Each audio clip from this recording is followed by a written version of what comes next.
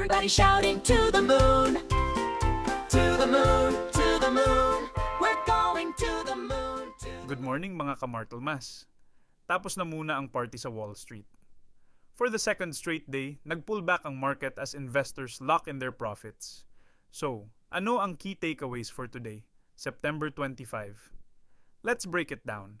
Una, sa macro dynamics. Ang dahilan ng pullback, sinabi ni Fed Chair Powell na overpriced na raw ang stocks. At isa pa, the US dollar keeps getting stronger, putting pressure on Asian markets. Para sa atin, pabigat yan sa imports. Pero panalo sa remittances. So kung puro pula ang market, saan napunta ang pera? Dito na papasok ang storya ng araw na ito. Una, Micron.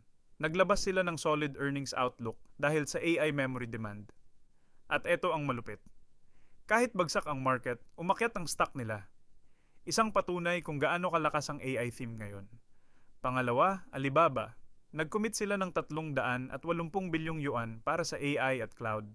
At may bagong partnership with Nvidia. That's a clear signal kung saan dumadaloy ang smart money. So, ano ang big picture? Mukhang healthy correction lang ito. Pero ang totoong storya ay ang rotasyon ng pera. Lumalabas sa broad market. Pero, dumidiretso sa AI-related stocks.